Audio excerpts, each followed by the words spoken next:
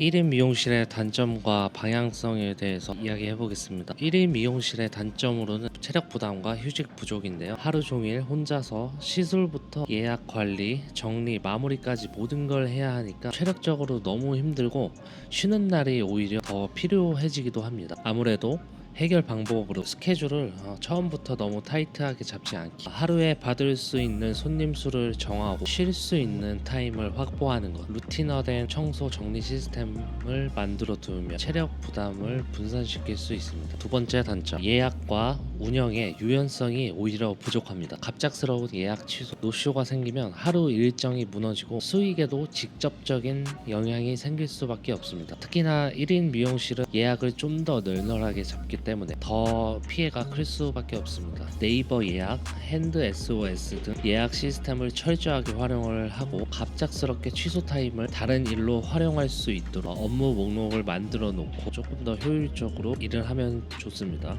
예를 들어 영상을 편집한다던가 마케팅 아니면 콘텐츠를 기획한다던가 그렇게 하면 좋겠고요. 제가 생각하는 세 번째 단점은 트렌드 감각 유지의 어려움입니다. 혼자 일하다 보면 고립되어서 스타일이 고정되기 시작하고 요즘 유행하는 스타일이 어떻고 시장이 어떻게 변하는지 감각이 무뎌질 수 있습니다. 해결 방법으로는 주기적으로 SNS, 인스타, 유튜브 탐색 시간을 따로 확보를 해둡니다. 주기적으로 외부 교육과 세미나를 참석하는 것도 좋고요. 업계 같은 지인들과 교류를 유지하는 것이 좋겠습니다. 고객 반응이 좋았던 스타일은 항상 다시 돌아보고 피드백을 활용하면 좋겠고요. 네 번째 단점으로는 외롭습니다. 외롭고 고립감이 느껴집니다. 하루 종일 혼자서 일하고 혼자 고민하다 보면 아무래도 외로움이 크고 자칫 감정 기복이 생길 수 있습니다. 자주 소통할 수 있는 동료 디자이너들과의 모임을 만드는 것도 방법이고요. 고객과의 대화도 단순히 시술 중심이 아닌 소통 중심으로 개인 브랜딩 콘텐츠를 통해서 내 이야기를 유튜브나 블로그, 인스타그램 등등 나누는 공간을 확보하는 것도 좋고요. 다섯 번째, 성장의 한계가 올 수 있습니다. 아무래도 혼자서 하다 보니 매출에 한계가 있고 혼자 감당할 수 있는 일이 정해져 있으니까 성장이 멈추는 느낌이 들기도 합니다. 해결 방법으로는 고급화 전략 또는 연계할 수 있는 시술을 도입하는 것도 좋고요. 시술 외 수익 구조를 만들기,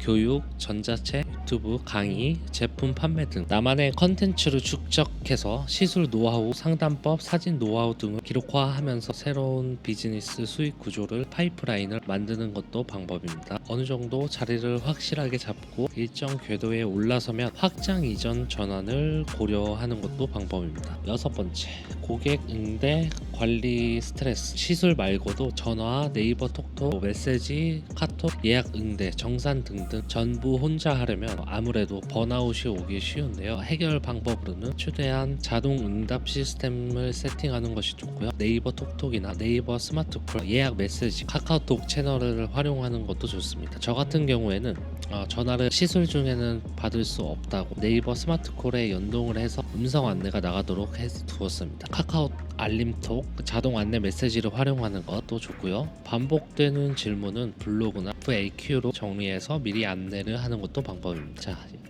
여덟 번째 단점은요, 마케팅, 홍보, 지속의 어려움입니다. 일을 하고 시술 끝나고 나면 피곤해서 SNS나 업로드를 할 올릴 기력도 없어지는 게 현실입니다. 해결 방법으로는 사진과 후기 또는 업로드할 컨텐츠들을 모아뒀다가 일괄적으로 예약 업로드 방식으로 관리를 해도 되고요. 쉽지 않습니다. 컨텐츠를 만들거나 촬영을 위한 시간은 예약 시간에 아예 따로 확보를 해놓는 것이 좋습니다. 미용 외에 이야기, 마인드나 노하우 등등 그런 것들을 컨텐츠화해서 브랜딩을 강화하는 것도 좋습니다. 미용실의 방향성으로는 여러 가지가 있겠지만 첫 번째로는 교육 사업으로 확장하는 방법이 있습니다. 내 자신이 내가 쌓은 노하우를 디자이너들에게 아니면 배우고 싶은 디자이너들, 후배 디자이너들에게 전하고 강의 커리큘럼을 만들어서 강의를 하는 것도 방법이고요. 나만의 교육 커리큘럼을 시스템화해서 서류화를 시키고 실전 중심 교육 또는 영상 컨텐츠를 제작합니다. 전자책이나 유튜브 온라인 클래스를 방향으로 잡아도 되고요. 두 번째로는 나만의 미용 감성을 담은 굿즈나 아니면 미용 제품을 제작해서 판매하는 것도 방법입니다. 물론 그런 쪽으로 관심이 있거나 그런 쪽으로 흥미나 재미를 느껴야 할 수 있다고 생각하는데요. 어쨌든 그런 방법을 통해서 브랜딩과 수익 구조를 동시에 챙길 수 있습니다. 준비 방법, 소량 제작으로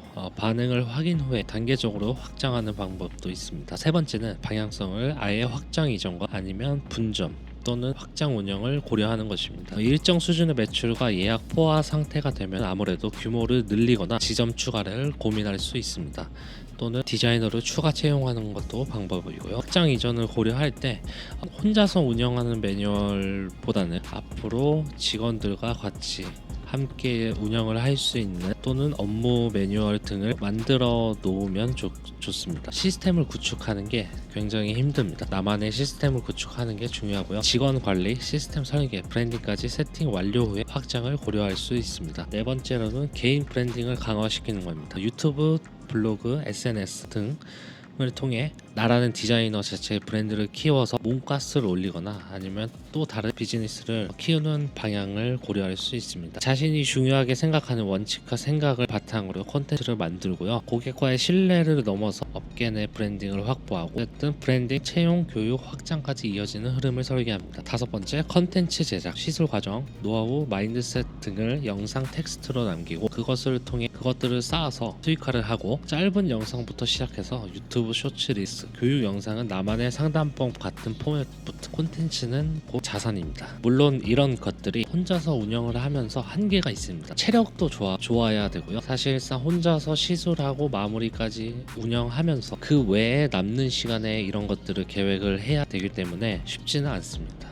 어쨌든 그런 것들을 고려해서 시간 분배를 잘 하고 전략을 잘 짜서 진행을 하는 게 좋겠습니다. 이렇게 제가 생각한 1인 미용실의 단점 또는 방향성에 대해서 이야기해봤고요. 감사합니다.